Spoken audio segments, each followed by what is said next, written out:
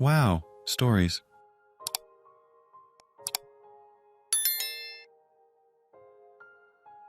Am I an idiot for telling my neighbor to keep her baby quiet or get out? So I, female 28, live in a terrace house, which is pretty typical here in the UK. Next door was initially empty when I moved in due to some work that was going on, but about 6 weeks ago a couple moved in with their baby. I say hi in passing to them and exchange a few pleasantries with them, but for the most part it's a polite neighbor relationship. We aren't friends. I live alone and am a quiet neighbor. However, next door isn't. I hear everything. I don't know what the owners did when they were renovating, but there is no sound insulation at all. I don't hear conversations at a normal level, but that's it. It's terrace housing, and I accept you will hear some things, but it's crazy how much I can hear. I don't hear anything from my neighbor on the other side of me aside from the front door when I'm in my front room. On to the issue. The baby, because it's a baby, cries a lot. But it's nearly constantly crying and sometimes screams crying nearly all day. And I mean all day. I put up with this most of the time and wear headphones a lot. Aside from that, I work 2 days a week from home, which they know as I have taken in packages for them. And my job requires me to be on the phone nearly all the time, in Zoom meetings, etc. I work in the back bedroom upstairs as it's the only room I don't get any road noise in, which by the sounds of it is also the baby's room on the other side of the wall. It cries so loudly I can hear it like it's in the room with me, and clients and colleagues can hear it crying through my headphones, and I'm getting lots of comments from people about it. It's also very distracting for me to try and work with. Yesterday after work, I knocked on the door to explain what was happening, and asked if it was at all possible that if the baby can't be calmed down to move them to a different room for a bit, because of the noise, etc. I was very polite about it and apologetic.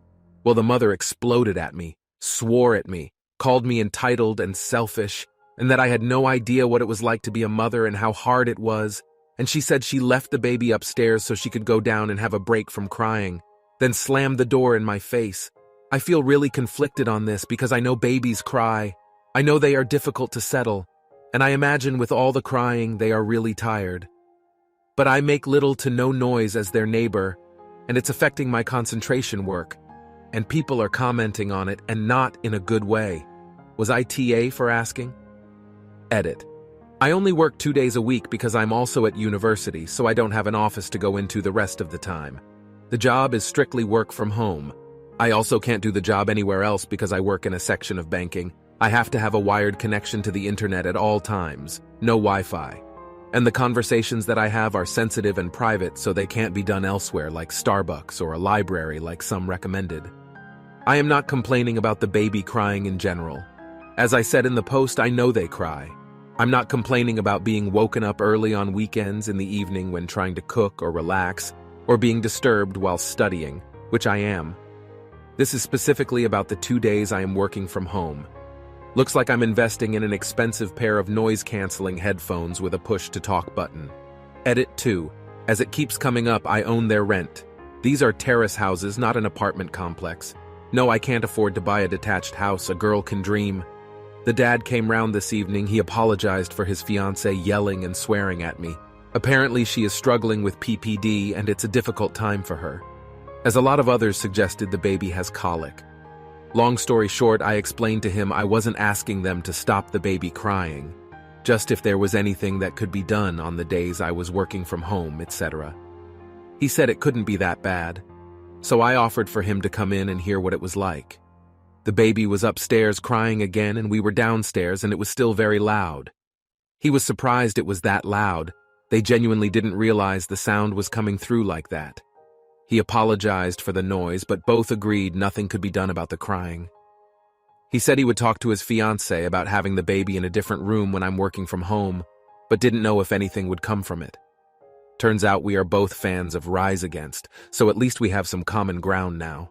As good an outcome as I could hope for, I suppose. No idiots here. No one is the AH here. We all want to have a peaceful life and feel comfortable in our own homes. Equally, babies can be tricky, especially during teething, etc., and will cry themselves to sleep. The thing to remember is that kids grow up and will make even more noise. I would recommend soundproofing your walls if the noise becomes more problematic. Not an idiot. And am surprised by all the contrary responses. Of course, babies are going to cry and there's nothing she can do about that. But I don't think it's unreasonable to try to find an accommodation that works for both of you, and moving the baby to another room during the day is just that. You approached her politely, and I don't really think you are in the wrong here. Am I an idiot for refusing to drive my son's friend because he kept farting in my car? The other day I was driving my son, male 14, and his friend who lives nearby to soccer practice. They usually take the bus, but sometimes I will drive them before work. As I was driving, I heard a loud fart coming from my son's friend, followed by laughter from both of them. Apparently, he is doing it at least partly on purpose, because they have a dumb, farting joke they think is funny. He even pulled his legs up before he farted to demonstrate he was doing it on purpose. I told them point blank this was not funny at all, and asked my son's friend to not do that again in my car. Few minutes later, he farted again and busted out laughing. My son had a smirk on his face but was trying to hold back his laughter because he knew I asked him not to. At this point, I pulled over to the nearest bus stop. We live in Europe, so we have great public transport, and told my son's friend he will have to travel the rest of the distance by bus.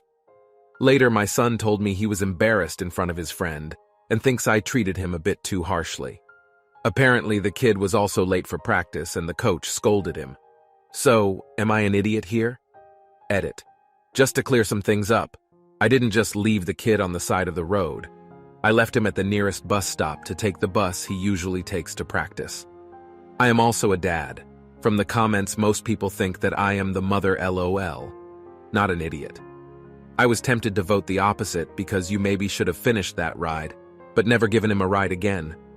But you did ask him not to. Not sure what kind of household he comes from, but that is highly disrespectful in my opinion. Not the specific act, but the way he went about everything. He learned a lesson that day, not an idiot.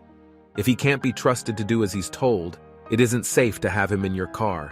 He was safe to get to practice and he experienced the consequences of treating other people's property and helping poorly. I'd take him again next time and see how his behavior has changed. He deserves an opportunity to learn and demonstrate changed behavior.